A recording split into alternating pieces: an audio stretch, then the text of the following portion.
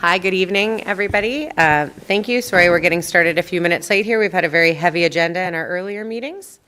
I'd like to call the Victoria and Esquimalt Police Board public meeting of June 16th to order right now at 5:05 p.m. and hand it over to my colleague Elizabeth Call for a territorial acknowledgement.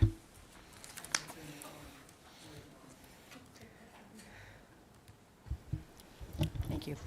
I'd like to acknowledge that our board meeting today is being held on the traditional ancestral territory of the Lekwungen-speaking people, also known as the Songhees and Cossapsan First Nations. It's a privilege for all of us to be able to live and work and play on this beautiful part of the world that the Lekwungen people have been looking after forever, or time immemorial, actually. And so it's with gratitude that we acknowledge their care and are being partners with them in looking after it as we all move forward together. Thank you very much, Elizabeth. And now I will start the evening with a presentation and hand it over to Chief Constable Wilson. Good evening, everyone. Thank you very much for being here, and for those of you online who are listening in.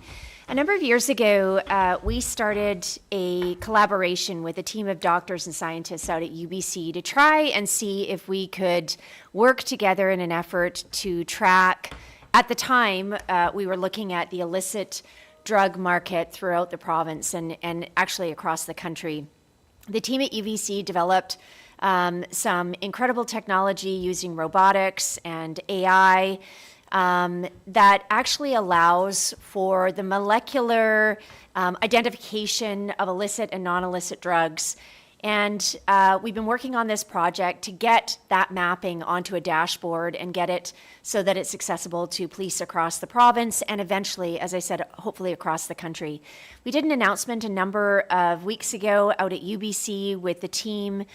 And we have all police agencies in British Columbia on board to provide samples that are not for the purpose of prosecution to the lab at UBC so that they can do their analysis and we can start to see whether the drugs, for example, that we're seizing on the streets in Victoria are molecularly identical to those that are turning up in the downtown east side of Vancouver or in Nanaimo or in Kelowna, for example.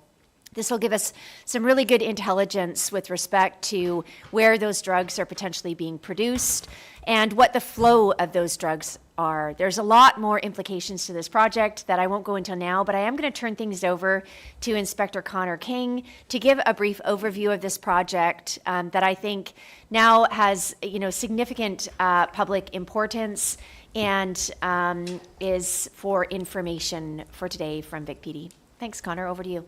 Thank you, Chief. So the first question that we would ask ourselves is, why do we need a tool like the track and trace tool? And the answer really is, of course, that we're still very much in overdose death crisis. Thankfully, we have seen numbers decline in the form of about a 20% reduction year over year in the last 2 years. However, what you may or may not know is that the actual number of non-lethal overdoses is at the greatest rate that it has ever been in the last 10 years of this overdose crisis. And really that's driven by not so much fentanyl, but other additives or contaminants in the drug supply. What we really lack, however, is good insight into what is in those drugs. And hence we really need a better system of analysis for the street level drugs. So Track and Trace offers a new platform for law enforcement. We are in the first phase of this pilot project, which is really about improving visibility into what that illicit substance supply looks like. Researchers at UBC, as the Chief mentioned, will analyze samples to identify patterns, toxic additives, and changes over time. So unlike traditional drug checking, which identifies substances, Track and Trace connects samples across time, geography, and origin to reveal patterns in the drug supply. How I really like to think about this is we clearly already have a form of drug checking in the form of street-level drug checking that can be used by somebody who submits a sample. We also have drug checking in the form of that which is provided by Health Canada, where police can send in one sample Both systems result in you getting one piece of information back that tells you what was in that one sample. That's akin to getting one piece of a jigsaw puzzle. It's helpful in that you see what this one piece is, but it does not paint a global picture for you in any way, shape, or form. Track and trace is like getting the jigsaw piece back and then also getting access to all the other components of the jigsaw that it currently exists. It also allows you to then get fed additional jigsaw puzzle pieces by way of submissions from your fellow police officers across the province. And that paints a picture that right now we do not have at all. So the track and trace program will then be used ideally to provide insights that will inform public safety and health responses to deal with new emerging risks. How track and trace works is essentially there are three revolutionary, I will call them components to it. One is robotic chemical analysis that increases the speed, consistency, and scale of sampling process. So at the laboratory at University of British Columbia, they actually have a robot which moves the samples that are submitted by police through their process for rapid analysis using mass spectrometry. This provides a high-resolution chemical fingerprint that generates a deeper understanding of drug composition, production methods, precursor usage, and relationships between samples. And what's really important about this is that there is an understanding that in a typical drug sample here in British Columbia, you're going to see something like fentanyl, you're going to see xylazine and medetomidine, which are animal tranquilizers. All three will show up in any one sample. What the high-resolution chemical fingerprinting will do will tell us that in any one sample, there might be X amount of fentanyl, X amount of medetomidine, X amount of xylazine, all those ratios. That helps create a particular molecular fingerprint. If that sample is seized here in Victoria, and then another sample is seized in Kelowna with the same molecular fingerprint, we will know certainly that those two drugs are connected at some point in the so-called food chain. That we do not have. That doesn't exist in policing at this time. How this information is then given to the police is through an AI-assisted intelligence platform that transforms complex chemical data, that's which I have just described, into actionable insights for public health, public safety, regulatory, and law enforcement professionals. Those three components that I have just described do not currently exist in our drug checking system. So how does it work? The police would submit a sample that has been seized on the street. The samples will be only where there is a no-case seizure, that it's not meant for prosecution. The police send the sample to the University of British Columbia laboratory, where they engage in the chemical analysis. The findings are integrated into a centralized database. The database is fed into an AI process, which provides the advanced analytics. Then this comes back to police and public health in the form of early warnings, enabling faster and better informed public health alerts, as well as greater information and intelligence for police purposes. So track and trace is all about improving visibility into toxic additives.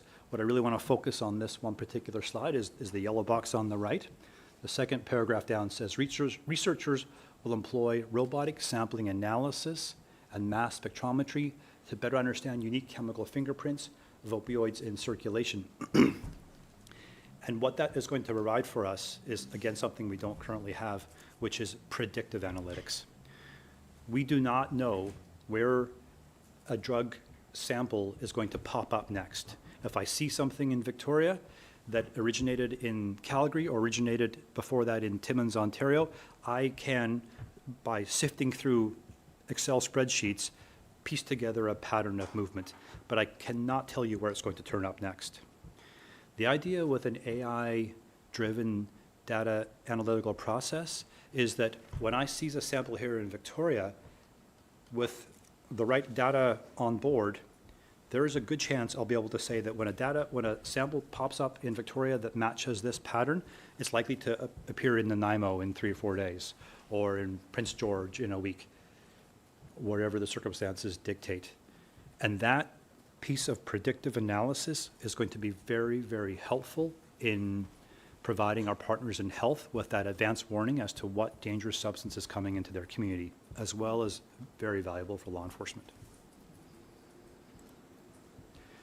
So in summation then, police will have the tools to compare samples collected across locations and time for a better understanding of whether supply patterns may be connected, detect shifts in illicit drug composition more quickly, support cross-jurisdiction awareness of emerging drug trends, and distinguish patterns that may warrant closer attention, including emerging trends in source frequency and distribution. And I can't tell you how important that is. These emerging trends are something that currently the only access I have to valuable information comes from our dear partners at Health Canada in the form of the Drug Analysis Service, but that is often months behind the real movement of drugs. The idea with track and trace is that samples are submitted because of the innovations I've described. They're processed rapidly, they're analyzed quickly, they're uploaded into the AI tool nearly instantly, and within, ideally, days or weeks, I can ask for the analysis of my sample and see that jigsaw puzzle complete across the province with ideally a prediction as to where that sample is going to appear next. Quite innovative. So what does it mean for the people of BC? It means that the law enforcement in your communities and partners will have more advanced technology to analyze illicit drugs, better, more detailed understanding of emerging toxic additives, early warning for better informed emergency responders and preparedness, improved understanding of how harmful drug supply patterns are evolving across the regions. And additional tools are also on the horizon for government and drug manufacturers to keep people safe and tackle the growing drug crisis, and more on that at another time. These are the partners involved. Obviously, we're very proud to say that the Victoria Police is the leading police agency, but working with the RCMP, with the Surrey Police Service, and with the Delta Police Department in the interior. Of course, partnering with the province of British Columbia, the Minister of Public Safety and Solicitor General, Ministry of Health, as well as ADOS Innovations, the chief mentioned, which is a group of health professionals that formed a nonprofit for this purpose, and as well as the chemistry laboratory at University of British Columbia. Thank you, Chief. Thank you very much. Can I hand it back to you, Chief? Sure, thank you so much, Inspector King. That was a great overview. I think it's important to also point out that PSSG has provided 2 years of funding for this pilot project. And we're very grateful for that funding so that it could get off the ground. I co-chair our drug advisory committee for the Canadian Association of Chiefs of Police, and I can tell you this is a really hot topic of discussion. In fact, we met just this past week, and eventually we are hoping to roll this out across the country so that we can see if the illicit drugs that we're finding in BC are similar or identical to those that are being found in other provinces in Canada. We've been working very closely with our partners at Health Canada, with Crown, with the Coroner's Service, with CBSA, for example, so that we're not working in a silo here in British Columbia. And in fact, as co-chair of the Drug Advisory Committee, one of the things we're doing right now is a scan across the country to make sure that we have a receptacle of information on all of the drug checking services that are happening across Canada. The health implications are huge. When we see a new additive to the drug supply, as Inspector King mentioned, like, for example, more recently, xylazine or medetomidine, we'll be able to see those very, very quickly, alert our health partners, and then they can curtail their response to overdoses appropriately. So there's lots of implications, not just from a law enforcement perspective, but also from a health perspective. And so we have also been working very closely with the Ministry of Health on this initiative in a very rare sort of coming together of both PSSG and the Ministry of Health, where we're all working together to try and move the dial on what continues to be just a really tragic and horrible toxic drug crisis that we found ourselves in. And I think I'll leave it at that. Thank you very much. Thank you to both of you and to Inspector King for that great presentation. I think this is really exciting and important work, and I'm looking forward to seeing it unfold. Do any of the board members have questions or comments at this point? Thinking about it? Okay, great. Oh, Tim, go ahead. Thank you. Yes, thanks for excellent presentation. I think, Chief, you alluded to this, but I was just asking what the interface between this project and Crown is, and how that can move forward. And yeah, that's my. Thanks very much. That is an excellent question. We have had multiple discussions with Crown.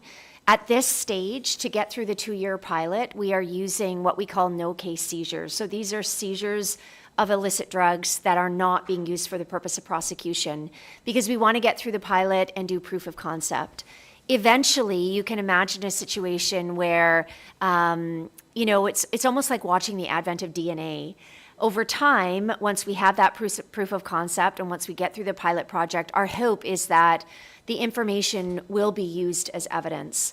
And you can imagine a circumstance, for example, where we have a number of overdose deaths concentrated in a certain time or a certain place, being able to link those overdose deaths to not only one another, but to a single source of illicit drug supply, and then investigate our way backwards to hold somebody accountable for those deaths, for example. We're a long way off from that. Crown's very aware of this project, and our goal ultimately will be indeed to be able to use it as evidence for the purposes of prosecution. Thank you very much. Seeing no more questions, I will move on to some of our standing items, and I will look around for any declarations of conflict of interest. Seeing none, we'll look for an adoption of the public agenda of June 16th, 2026. Nathaniel, seconded by Charlene. Any amendments? Seeing none, all those in favor? Great, thank you. Motion carries. And I will look for an approval of the minutes of May 12th, 2026. Paul T., seconded by Charlene. Any additions, deletions, updates to that? Seeing none, I will call the motion. All those in favor? Great. Thank you. Motion carries. And I will move on to...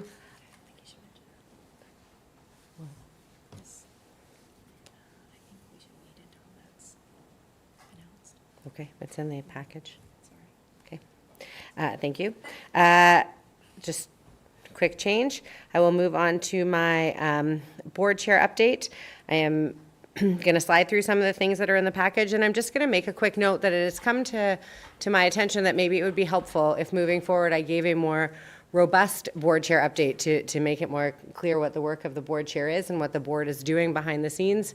Less of the forward-facing stuff, which might be more obvious to people. So starting next month, I will provide some more information on some of the more behind-the-scenes work of the board chair and make it more clear what is the board is working on and what the chair is working on. And I just want to also indicate in my board chair update that I had the opportunity earlier this month to attend, you should see the notes that I've written for myself. I tried to show them to the chief and they're completely illegible, but I did write some really great notes that I had the opportunity to support the chief when she was honored by the BC Business Magazine 2026 Women of the Year Awards as a winner in the leadership category. And that was a really proud moment for me as chair and as a, to be there to watch her to receive that and to showcase the great work that she's doing and that Vic PD is doing. And it was just a really wonderful opportunity to see her honored amongst such a compelling and impressive group of women. So actually my notes work just fine, that turns out.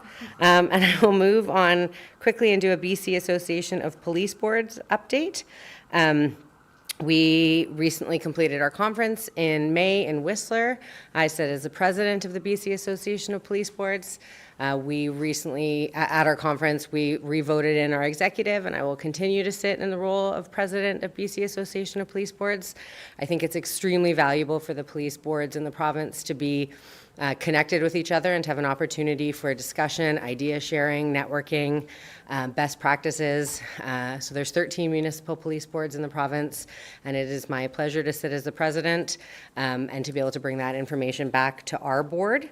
I really appreciated Deputy Chief McRae attending the conference and having Chief Constable Fiona Wilson and Inspector King both presenting at the conference. That was a really wonderful show from Vic PD.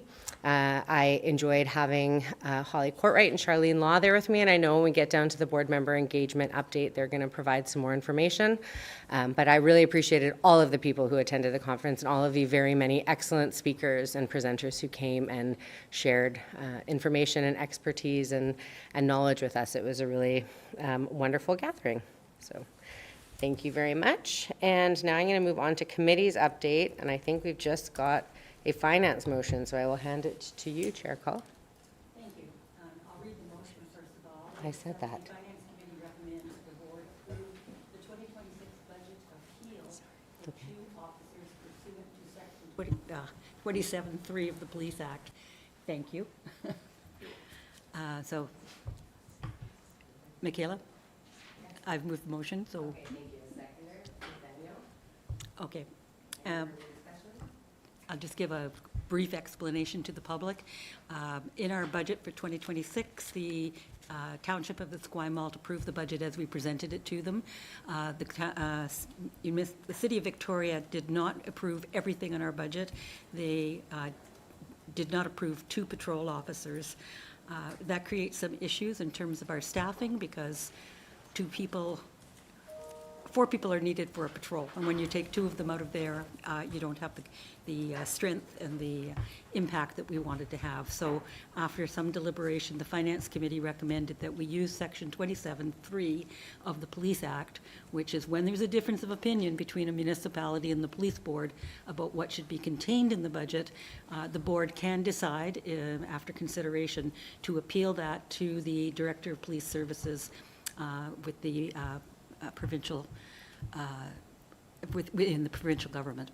So we've done that, we want to do that, and this motion, if it goes forward, we will submit a complete submission explaining why these are important services for our work in the year ahead, and hopefully we will get the result we want back from the Director of Police Services, but it's definitely in his hands.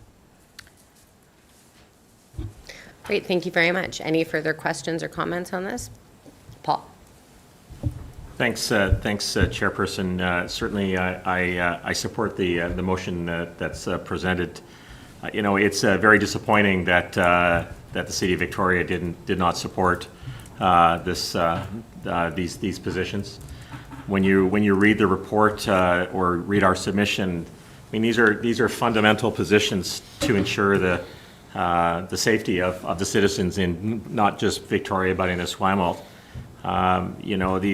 These officers perform core operational function, representing the frontline response to most of the policing demands, which is the foundation element of public safety. And again, it's really disappointing that this is not a priority. I'm very confident that it's a priority. Public safety is a top priority for the citizens in both of these communities. So I want to thank the Finance Committee for bringing this forward, and certainly support this appeal with full force. So thank you very much. Thank you very much. Any further questions or comments on this? Then I'll call the motion. All those in favor? Perfect. Motion carries. Thank you very much. Now I'm going to move on to item G, which is the board member engagement update. Provides an opportunity for any of our board members to share activities or conferences or presentations or ceremonies they've attended on behalf of the board this month. Charlene. I went to the BCAPB conference in Whistler, and it was my first conference going as a board member, and I learned a lot, like body-worn cameras and local policing and all the stuff about e-com, all the stuff we talk about, but I didn't fully understand, so I was really happy to go. My favorite part was the toxic drug supply presentation that Connor King did, because that hits my background and I understand that a lot more, and I learned a lot from that. And I also learned a lot about tribal policing, which was really cool. And I also last week attended the Women in Leadership luncheon, and it was just an incredible event. A lot of the women that are here were there, and it was great to connect with so many women and learn so much about my table I sat with some officers and people who work in the office and civilians, and I learned so much. I got to sit with Denise as well, and yeah, it was a great conference. I was really, really happy to be part of that. Thank you very much. Any other board members have anything to add? Elizabeth? Yeah, I had the privilege of attending the graduation of reserves, people who are, young people who are training for police officer positions. Tim and I both went, and I love those events because the families are there. There were about 60 people there from friends and family supporting them, and I think there were something like 12 graduates. But just seeing the pride, not only on the reserves' face, because they were definitely very proud of the work that they have done and the achievements they've made, but watching their families is really meaningful. And I was happy to be able to take part in that event. It was very, very moving.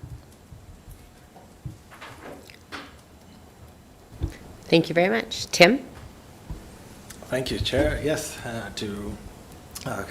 that was a very moving event, the Reserve Constable graduation, and Marianne Alto was with us as well.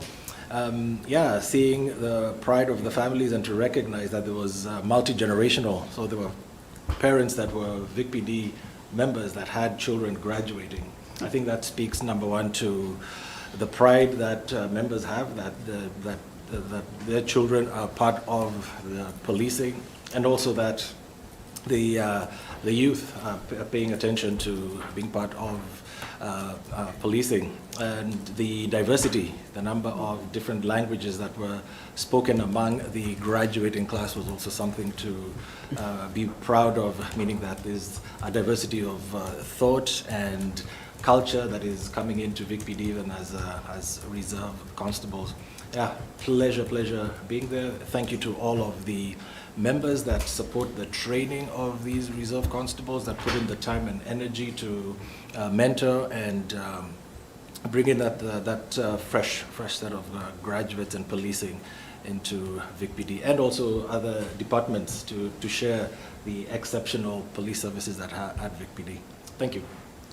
Thank you very much, Tim. And Holly? Excuse me. I was also at the BCAPB conference in Whistler, and I will say it was way easier to find than the Delta one because I drove through the tunnel like 17 times last year. But that being said, I do want to also add to what Charlene was saying in that although there's so much great learning that happens at these conferences, it's also so important, the connection that you can make with other board members from other areas across the province. I think it really strengthens every board to have other people in other boards that you can lean on and ask questions to. I had such an amazing conversation with a gentleman at my table who was a brand new board member, like, I don't know, 4 days or something like that in. And, you know, I was able to quell a lot of his uncertainty around his position in that room. And so it was a really good opportunity. And I also want to just say to the organizing committee, what a great job that they did. There was the pole in the middle of the room that was quite caused a lot of heartburn, Paul. But the organizing committee did an amazing job. There was a very wide variety of different topics there. The tribal policing stuff was so interesting, and just a topic that I had never had touched on before, although in Delta we did spend some time with First Nations police there. But yeah, just thank you for always bringing really interesting topics up. And yeah, I just want to tell them to keep doing such a good job. Thank you very much. Moving on from the board member engagement update, I will pass it over to Chief Wilson for a Chief Constable update. Great, thank you. Good evening, everyone. Again, I want to start by acknowledging the difficult week that was experienced in Ontario and certainly across the country with the tragic line of duty deaths of OPP Constable Taryn Bally and Toronto Police Service Constable Mark Pinizotto last week. We are working collaboratively with the union to support attendance at the Toronto police service funeral. and just to ensure that we have appropriate representation from Vic PD. We have a number of members who are previously served in Toronto, and of course this hits them particularly hard. These events always serve as a reminder of the risk that our members face every day and that are associated with policing, and the importance of supporting one another across the country during times like this. I'm very pleased to advise the board that the deputy chief recruitment process is now concluded. As you are all very well aware, following a national search and comprehensive assessment process, I have selected Deputy Chief Natalie Hiltz as Vic PD's next Deputy Chief. Deputy Chief Hiltz brings more than 3 decades of policing experience. In fact, she's been a police officer for 31 years. She has extensive executive leadership experience and a strong reputation for collaborative leadership, operational excellence, and evidence-informed policing. She is expected to join us here at Vic PD in mid-July. I'd really like to thank Board Chair Hayes, Deputy Chief McRae, Director Kosich, for their support throughout this process. I really believe that Deputy Chief Hiltz will be an exceptional addition to our executive team. It was a very, very difficult decision because we had exceptional internal and external candidates, but I do believe she will be an incredible addition here as we continue to modernize and modernize our operational growth. I was also very pleased to attend and participate in our recent Reserve Constable graduation ceremony on the 23rd that many of you have referred to. Once again, I'd really like to thank board members Call, Mayor Alto, and board member Katuri for attending, and Tim, thank you very much for your thoughtful remarks at that ceremony. The Reserve program continues to provide tremendous support throughout the department and creates really meaningful opportunities for community members to contribute to public safety in our various tiers of policing here at Vic PD. Last week, I had the privilege of hosting our annual Vic PD Awards and Recognition Ceremony. This is one of my favorite events of the year where we get to recognize extraordinary acts of our members, civilian professionals, healthcare partners, and our policing partners. The stories shared throughout the ceremony really highlighted acts of courage, compassion, innovation, professionalism, and service to others. And I was just incredibly proud to oversee that ceremony. Community engagement continues to be an important priority, of course, here at Vic PD. Since our last meeting, we participated in a number of community events and stakeholder meetings, including the Victoria Day Parade, leadership panel hosted by 30 Forward, meetings with residents in Esquimalt, meetings with community partners and service providers, and ongoing engagement with local businesses and neighborhood stakeholders. In fact, just today, I had the opportunity to walk with our foot patrol team for a number of hours and pop into a number of businesses in the downtown core of Vancouver. Or sorry, Victoria. Boy, that was a blast from the past. There is no Freudian slip there. That was just a misspeak. I also met with Michael Vaughan, Executive Director of PHS Community Services Society, to talk about opportunities for collaboration, about some public safety concerns and issues in particularly affecting the area around 844 Johnson Street that some of you may have heard about. I also met with AVI and other community service providers to talk about ongoing partnership opportunities and collaboration and interaction between our members out on the road and those various resources. Planning is now underway for the second annual CACP BCACP Women's Leadership Conference, which will be held in Vancouver in 2027. Again, I am co-chairing that conference. The first to ever occur was 2 years ago now almost, and we had over 400 attendees, which is pretty exceptional for the first conference of its type in the country. It was incredibly successful, and planning is already underway for next year's event. We continue to contribute to important policing discussions at both the provincial and national levels. Since our last meeting, I presented at the BC Association of Police Boards Conference in Whistler that a number of you attended. I delivered opening remarks at the First Nations Chief of Police Association conference that was here in Victoria. Also participated in the Health Canada Senior Advisory Committee, and took a number of opportunities to help ensure that the experiences in both Victoria and Esquimalt contribute to broader conversations around public safety and community well-being across the country. I'd just like to talk about a couple of recent operational successes. We had a major fraud investigation. It was the first is a significant fraud investigation that was actually originated in patrol through exceptional persistence. In fact, the story is quite interesting. This spanned over 9 months, which is a long time for a patrol shift to carry a file. It involved complex fraud involving a number of different investigative resources eventually here at VicPD. It resulted in multiple judicial authorizations, search warrants, arrests, and the seizure of significant evidence. And it's just a really good example of collaboration across the department in what turned out to be a really significant fraud matter. We had a drug trafficking investigation. This involved our strike force targeting a prolific drug trafficker that was operating in Victoria. The investigation resulted in the seizure of about 1.5 kilos of fentanyl, 0.5 kilo of meth, a loaded 9mm handgun, additional quantities of fentanyl, cocaine, and meth, and plenty of evidence of drug production and trafficking. And this was conducted in partnership with Oak Bay Police Department and involved a number of VicPD units again.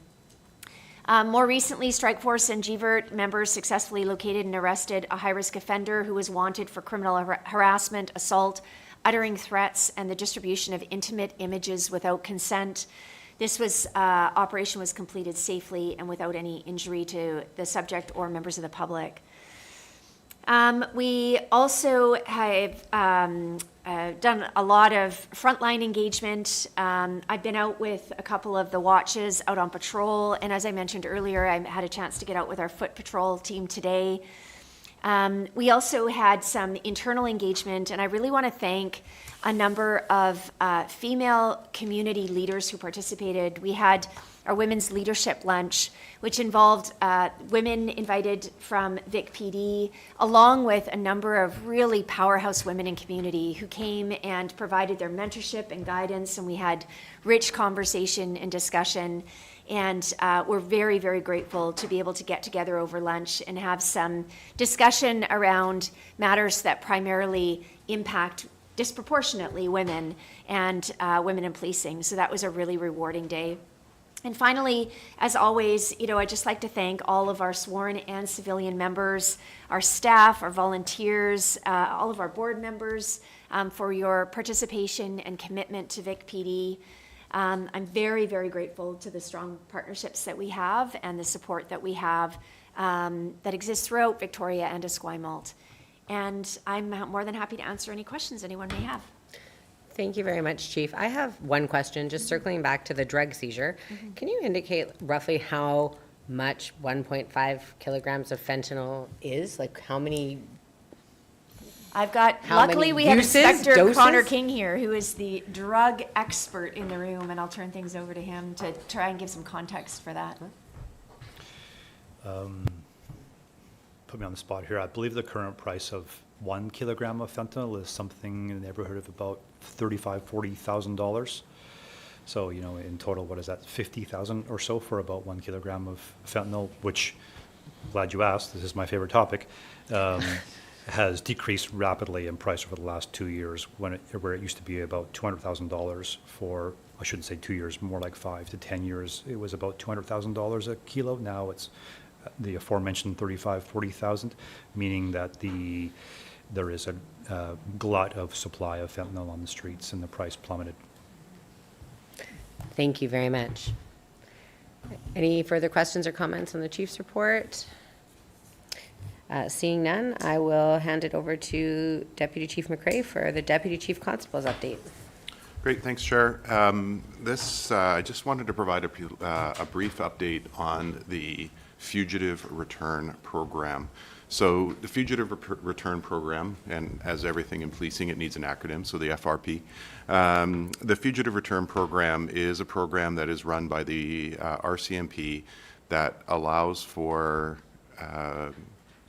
fugitives from other jurisdictions within Canada who have outstanding warrants to be potentially returned to that jurisdiction where the warrant is active. So the way that warrants work, generally speaking in Canada, is there's a variety of different ways that they can be issued. Some warrants are issued Canada-wide. That would be for a very serious matter such as a murder or something similar.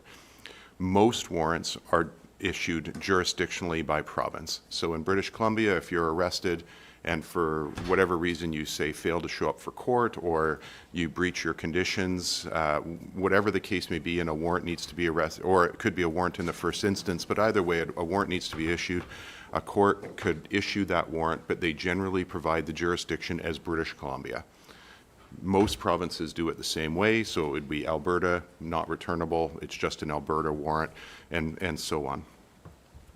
It is no surprise that being in Victoria, the beautiful city that it is, that we have people from across Canada who make their way here who may have warrants in other jurisdictions.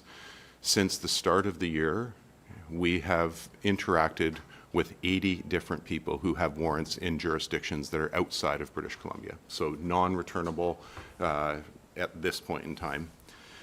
There's a variety of parameters that work around the FRP program of when somebody can actually be returned to that jurisdiction where they have a warrant. And those parameters are a variety of things, including the type of offense, the length of time, how long it's been, all the way through to ensuring that the person doesn't have any criminal matters outstanding in British Columbia. So if they are scheduled to appear in court in British Columbia, they're obviously not going to be sent back to, say, Saskatchewan, as well as if the returning agency, so the agency where the warrant is active, actually wants the person back to then have them prosecuted, because there's a cost that is associated with it to prosecution, and if it's the charge isn't at the level or isn't at a place where they feel confident that it can be appropriately prosecuted, they may choose to not have the person come back. As I mentioned, we've interacted since the start of the year with 80 individuals. Each time we interact with a new individual with an outstanding warrant from an alternate jurisdiction, it actually gets a flag in Prime, so we can easily access that data. From there, we have a sergeant, generally speaking, occasionally it's a staff sergeant, who reviews the data on recent flags and then identifies what the outstanding warrants are for that individual from another jurisdiction. Of the 80, there's 31 individuals who met all of the criteria required to be permitted to then move to the next phase, which is potentially have them enter the Fugitive Return Program. Of those 31, a number of the files were serious files. There's everything from sex assault, assault police officer, all the way through to some files that would be considered a little bit lower end, but still some serious matters. And then each of those gets evaluated and determined, are they going to be accepted into the program or not? We have not had a ton of success with the program, if I'm being honest. At this point in time, despite the fact that we've interacted with a lot of people, we've reviewed the information, we've contacted the alternate jurisdictions, we've had a variety of things happen, including a jurisdictions decline to take the person back. They don't want them. They say they're not going to prosecute. In some cases, they've stayed or dropped the charges. And then in other cases, they have just decided that it's not in their own public interest to proceed with returning the person to their jurisdiction. However, they're still going to leave the warrant active and on the system in case the person does, on their own accord, return to their own jurisdiction. It has been a little bit of a frustration for us as we work through this. However, we continue to work closely with the RCMP to try and ensure that people are being held accountable in other jurisdictions if they've chosen to come to Victoria, and get them sent back to that jurisdiction, to the jurisdiction that's appropriate. We have a couple that are what I would call in the mix that we are waiting to hear back from. We do think those ones will actually be accepted, and then we'll have the opportunity to arrest them and return them. We've also occasionally worked outside of the formal fugitive return program and worked directly with agencies that have outstanding warrants where we have arranged for them to be sent back, not at our expense, but actually at the agency's expense, who don't fit exactly the criteria of the fugitive return program, but do fit within the scope enough that they're willing to pay to have those people returned. All of this to say is it's a lot of work to get there, but it is a successful outcome when we can return people to appropriately accept the warrant that they have had out for them. But with 80 in our own jurisdiction in Victoria and Esquimalt, 31 meeting the criteria, and so far under the formal criteria of the program sending back 0 this year, it's not a great ratio. We continue to work, like I say, on this, but it is somewhat frustrating for our frontline officers. To give you just some final thoughts on this, of the 80 individuals who we have interacted with, roughly half of those were identified and flagged by our foot patrol team. So they are interacting with a lot of different people on the front lines, as you know. They're interacting probably with the most people of any of our members are. So it gives you some indication of where and how many of these individuals are actually living when they're living in Victoria or Esquimalt. With that, I will take any questions. I don't have any other updates. Thank you very much, Deputy Chief. Any questions on this update from the board? Great. Tim? Thanks. And I have to ask though, what does the return look like? Is it a bus ticket or how? Yeah, yeah, a good question. So whenever we're turning somebody to another jurisdiction under most programs, and this isn't every case because there is circumstances where we might, as the police of jurisdiction, we might actually go pick somebody up and fly them back. That does happen, but that's not typically under this program. Under this program, it's BC sheriffs are responsible for the actual transport of the individual, transport of the prisoner. They fly typically on a commercial airline, typically. There's a whole process, of course. You have to notify the airline. You can't just show up that day and say, hey, we're here.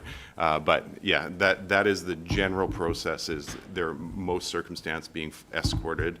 They're being escorted by BC Sheriff's Service, and they are then dropped off to that either police or jurisdiction, court, whatever it is they're going to in that other jurisdiction. Thank you very much. So just move. I Another do have one? a follow-up question. Okay. Sorry, this is very, I won't say interesting, but it is quite interesting. So again, so you're saying that most of the time with the 80 interactions that we've had, that we have not been successful. So what happens to said people when they're still in our communities? And I can then hear the frustration of frontline if this is then interacting with the same individuals. Yes. So if they fit the criteria, so let's say the 31 that fit the criteria, then we, of the program, we contact the RCMP, we contact the police of jurisdiction, and kind of learn where they're at. As I mentioned, some cases, they decide they're just going to stay the charge. So the Crown in their particular jurisdiction decides they're going to stay it, and the warrant actually gets removed from the system. So then the warrant no longer exists, it's gone, they're not going to proceed forward with it. In the majority of the cases, the warrant remains intact, and the next time one of our officers interacts with that person, the warrant would still be listed, but it isn't actionable, and it's already been flagged. We're not adding to the number, it's already been flagged. But if they interact with that person again, it still will show up in the majority of the circumstances. And you raised a good point about frustration. It is something that does become frustrating when you're dealing with somebody for something here in our community, then you know this person has a warrant, in some cases for a serious matter, but that community, that court won't take that person back. It can cause a bit of frustration, and you've probably noted a little bit of frustration in my own voice when I was providing the update, because it is something that we have been dealing with for a number of years. We have had alternative ways to deal with this at times, and I mentioned that we have had some success, doing this occasionally on our own, but it is something that is frustrating, as you point out. Thank you very much, Tim. So now we'll move on to our last item, which is just 2 letters in your package for correspondence. I won't read them to you, but I'll just give a quick indication of what they are. The first letter is from Invictim, the international network supporting victims of terrorism and mass violence, expressing appreciation for Chief Wilson's attendance and participation at 2 of their recent conferences. So you've had a chance to read that letter, I'm sure, and that's wonderful that you were able to do that and that they're so appreciative. And the second letter is a letter that from the BC Civil Liberties Association, presenting a strong position on having a moratorium on police in schools in BC. This is obviously a long-standing conversation that we've been having, and this is the latest communication that we are being copied on. Any questions or comments on the correspondence? Paul? Thanks, Chairperson. I would just talk about the letter from the BC Civil Liberties Association. I was disturbed to see a letter like this come. We were copied on it. It is to Minister Bear and Krieger and the provincial government. But I'm not surprised that it's coming from this organization. It's researching this organization. They pride themselves on working on processes of democracy and due process. Yet I see no evidence that police departments, jurisdictions were consulted on this. Association of Police Chiefs, I don't believe, was consulted on this. Here in Victoria, we have strong support for the school liaison officer positions, including our First Nations partners. It's just troubling. I'm not going to spend much more time on it. Certainly, I think we should just move to file this letter. I'll leave it at that. Thank you. Thank you very much. Seeing no other indications of anything to add to the meeting, then I will seek a motion to adjourn the public meeting. Paul? Just Chair, just before we adjourn, I wasn't able to be here at the last meeting, but it's my understanding that this is the last meeting for our colleague Holly Courtright, who is representing the Esquimalt township. And I just want to say, from my perspective, and I'm sure that my colleagues on the board, I just want to thank Holly for all of your contributions that you've made to this board. You have been dedicated. You have helped us just be a stronger board.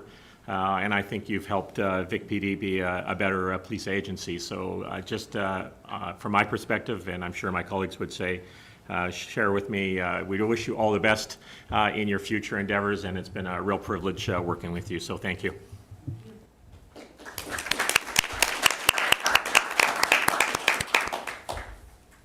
Tim? Taking up all this mic time. I will just also, as chair of the HR committee, thank you, Holly, for your contribution to the committee. It's always such a pleasure to work with you. Wishing you the best. Thank you. And I think we can all just take something from Holly as we move forward, which is to ask extremely astute and direct questions when we have them. On that note, I'd like to take a motion to adjourn the public meeting. Charlene, seconded by Tim. All those in favor? Great, thank you very much. And we'll